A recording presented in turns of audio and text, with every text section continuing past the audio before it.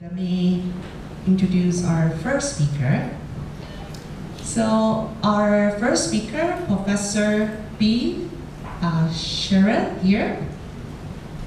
Bee is a PhD and he's a full professor of religious studies and gender studies and director of INCISE, the Intersectional Research Center for Inclusion and Social Justice at Canterbury Christ Church University, UK.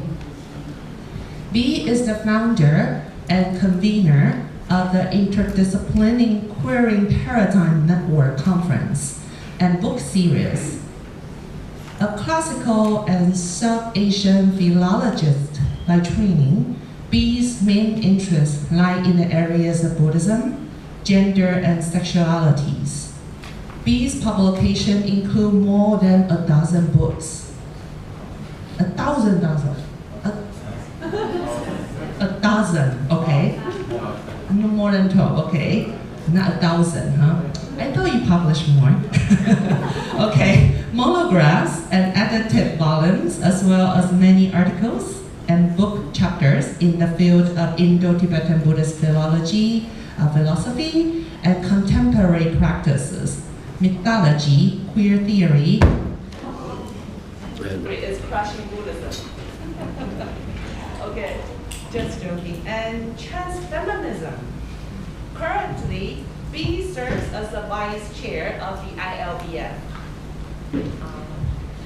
It's back. Good. Good timing for us to welcome Professor Bee. Bee, please.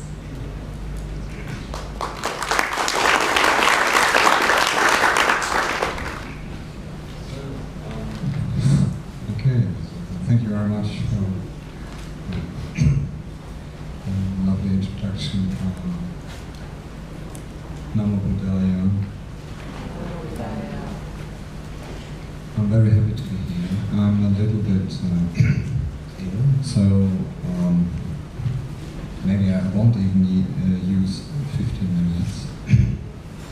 Today I want to present something that my colleagues from Oxford, Brookes, Jeff Waistell, and I have been developing over the last years, where we've been cooperating in some articles on organizational theory on the one hand, and Buddhist studies on the other. And we've been looking at different organizations in the Thich Nhat Hanh village and others. And recently we've been looking at organizational theory from a Marxist and socialist point of view. So today I'll be looking a little bit on Buddhist responses to capitalism and consumerism, which is very important in the context of this forum which we are looking at to the back, safeguarding, conserving our past, but also looking into the future. And it obviously all starts with Buddhist philosophy and the idea that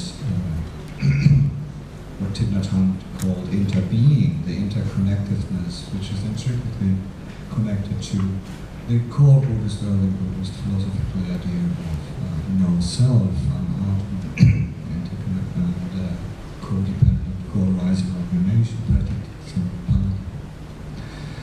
but in the dialogue between socialism, Marxism, and Buddhism, what we were seeing with the emergence of Buddhist modernisms in the 20th century is a refocus away from ritualistic understanding of the alleviation of suffering to a more societal, embedded understanding. And here, again, Thich Nhat Hanh was the one who coined the word socially engaged Buddhism. And we find a point of contact here with the socialist idea of communality, living in communal responsibility. Now, obviously, in Buddhism, the transformative factor is mindfulness here. is not simply alleviation from suffering as a pure actionism, but a mindful approach to transformation of society as part of the Buddhist transformation also of the individual. If we take anatman or anatta in Pali serious, then that also obviously points to the fact that everything we own, we don't really own. There are no individual possessions. And in the Western appropriations, and also sometimes the East Asian appropriations of Buddhism, are in the way of interpolating Buddhism with wealth. This is in different religions in the 20th century. We find this complicity of religion and Christianity, the wealth gospels and the prosperity gospels, and also in different forms of Buddhism, the idea of actually as wealth being something that is a good thing for spiritual practice. If you go around and see how many initiations in Shambhala are being given by Tibetan Buddhists around the world, requesters and wealth pouches and so on, you see there might be something a little bit out of focus, out of correct emphasis. Indeed, if we understand interconnectedness, then we understand that wealth can only be something that is positive if it's widely shared, it's completely shared. If you give away your wealth, then that's the true wealth. And this is, I think, where Marxism and Buddhism can meet again. Now, we have very encouraging approaches by Buddhist leaders to some form of Buddhist socialism. I won't go through all these now, but what is important to understand is that both Buddhism and socialism try to address more than just individual factors of suffering. But where Buddhism supersedes socialism is that it is not simply going for a utopia where our desires at the end are met. So in Buddhism, we are looking for the transformation of desires. So ultimately, desire is just one of the disturbing emotions. So, now, let's have a look. So, we have talked a little bit about socially engaged Buddhism, and there's more detail on all these things in the paper. Already in the late 1930s, we have in Taiwan actually this kind of idea of criticism of capitalist greed by Lin Chu-Wu, and pointing to the fact where capitalism completely corrupts and reinforces the ego illusion and the kleshas, and how it reinforces the artificially constructed notion of a self. So we are standing on humanist Buddhist and engaged Buddhism and a very, very great foundation to think very critically about capitalism and consumerism, and in a developing country of the global south. I think this warning from somebody from the global north might be relevant. Don't give in to the mistakes that have been made in the global north and giving in to values of consumerism and greed. Cultural critic Slavoj Žižek has rightly pointed to the fact that global Buddhism has become a sort of a fetish. That means it has become a way for people to actually think they are not complicit with neoliberal late capitalist exploitation, because how could we be when we are practicing mindfulness? But the fact is, if you are not actively opposing the late capitalist neoliberal system, then you're just kidding yourself, then you're just using Buddhism as an excuse not to be engaged. And this is when Buddhism has become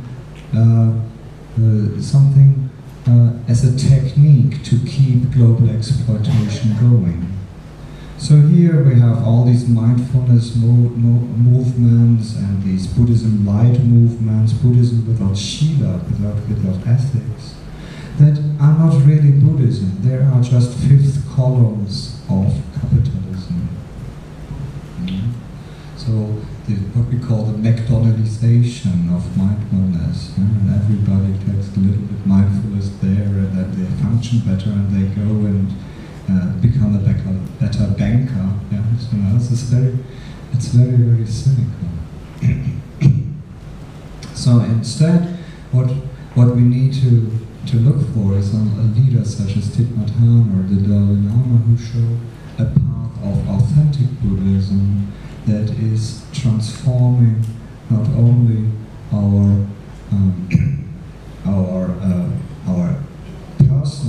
personal gain, our inner world, but it's transforming our inner world in order to transform the outer world too. So they both are interconnected. So, in this little case studies that I presented in the paper, I want to zoom into a very contradictory, very interesting movement in Thailand that has been connected with the ILBF also a little bit, and we have heard certain presentations about them before. On the basis of key anti-consumerist thinkers in Thailand, like Bhikkhu Buddhidasa, Prapayutta, Seneviratne, and so on, we find a very conservative, anti-consumerist, utopian, you could say even fundamentalistic movement in Thailand in the form of the Asoka community. Obviously we find protecting, I'm not talking about that so much.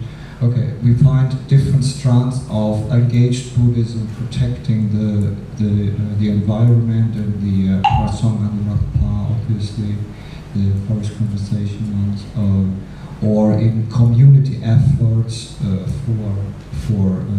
develop virtual economy, such as substance in such a savings community. But I want to focus on the, as I said, on the Asoka movement, founded by Prabhupada. And this is a very interesting movement in the sense that it's clearly a reaction to modernity.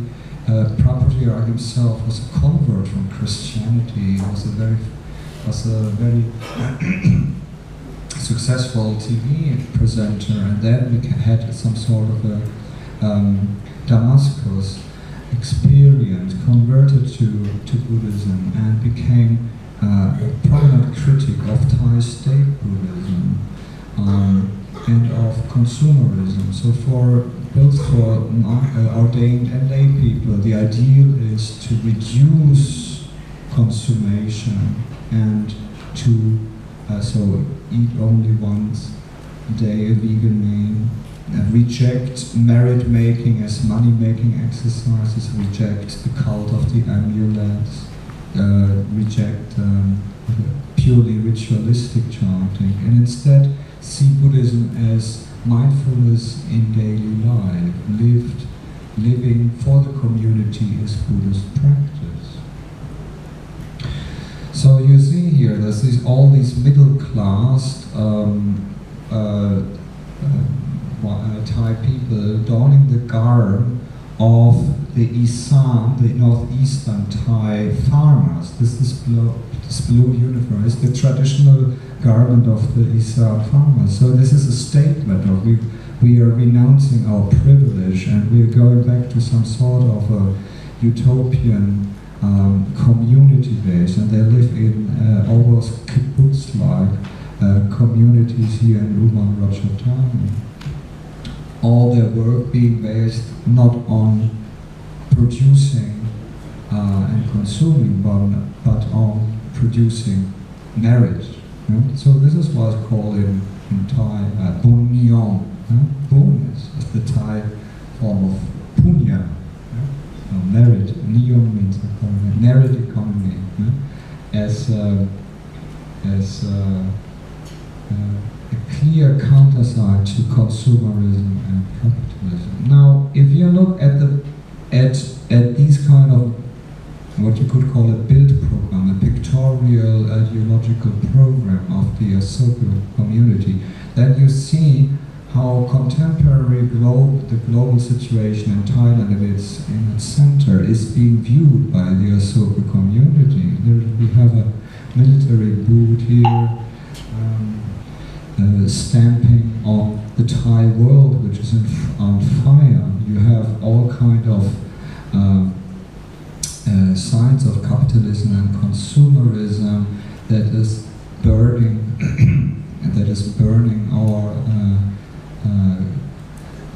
our society right now. You see all kind of vices connected with modernity.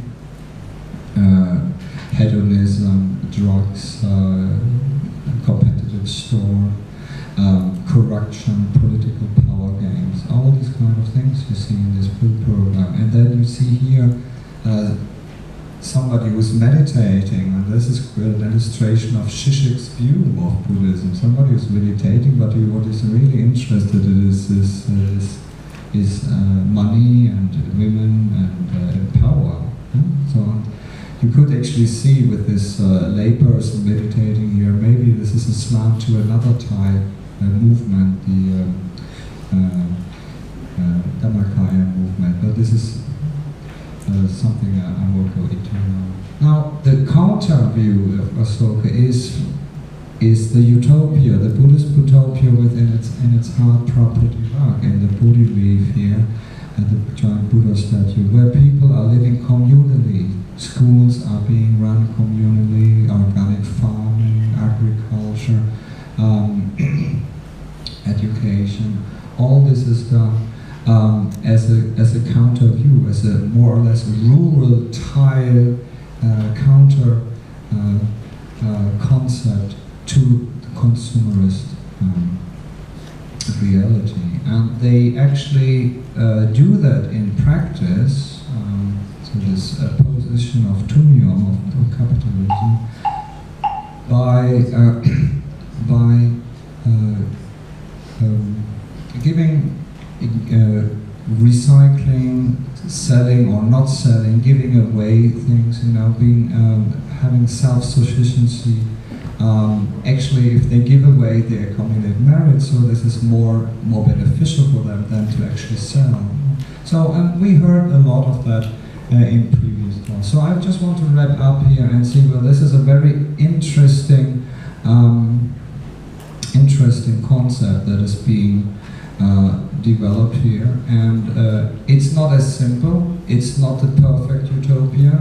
That's a lot of field work there with the Asoka, and they're implicated in quite nationalistic politics, so there's a lot what you can actually criticize also, but it is one way of influential but heterodox Buddhist groups are trying to address the problems of modern consumerism and capitalism. Thank you very much. Thank you. Yeah, we actually had representatives from Asok community to the ILBF conference in Korea in the past. Yeah. Okay.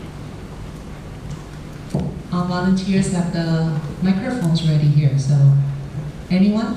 Bapak Ibu yang mau bertanya boleh silakan. Anyone who want to ask?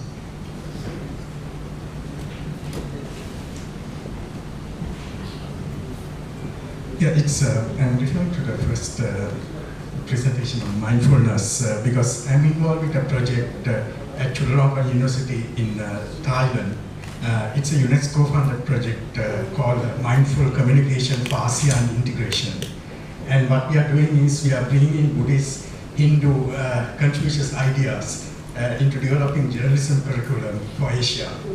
So I think you made a good point there, saying that mindfulness as it is practiced, which has become a fact, without the sila part, is a dangerous thing. And even Seneviratne, I gave a keynote address at one of our seminars, he was pointing that out. So I would like you to look at more about what you have seen in this region, because mindfulness is coming back to Asia from America now. How Buddhists are adopting it? What's your reflections about it? Thank you very much.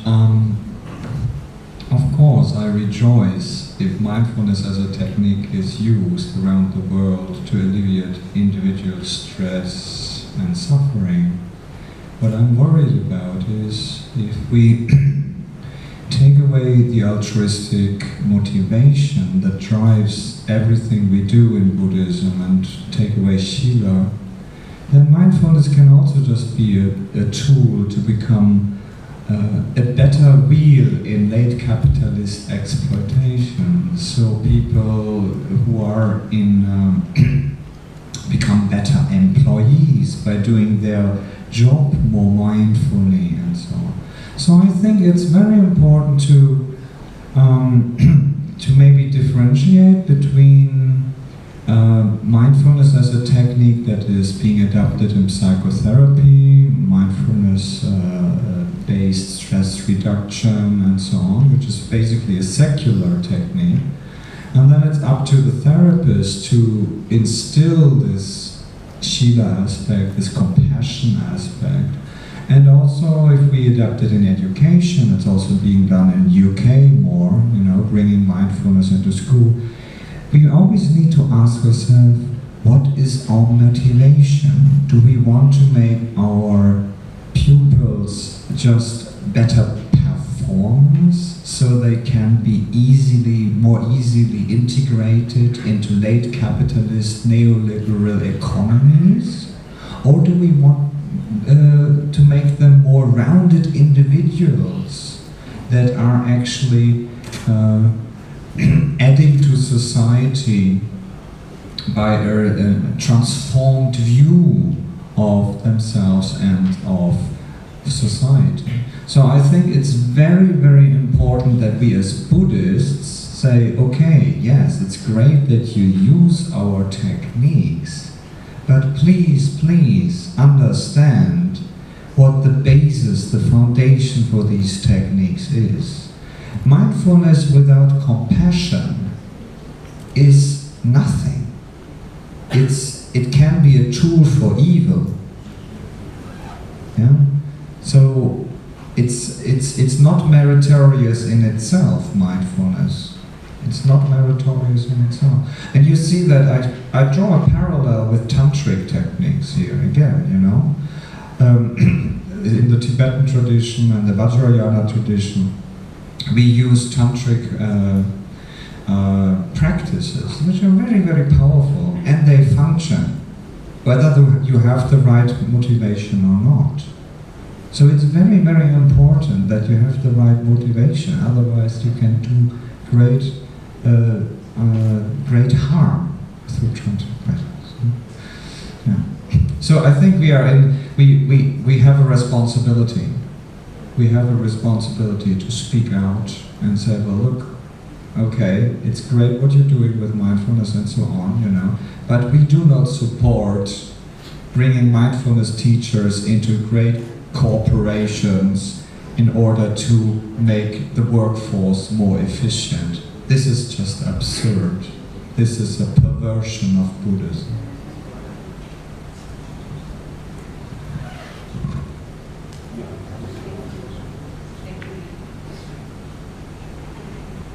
Hey, thank you for your answer. I once also heard from a scholar, talking about the skills of mindfulness being introduced to the military. which is good in a sense that the soldiers get, stress reduction. On the other hand, what is the aim? Mindful in aiming, yet mindful killing. It's horrible, yeah? So thank you for that reminder.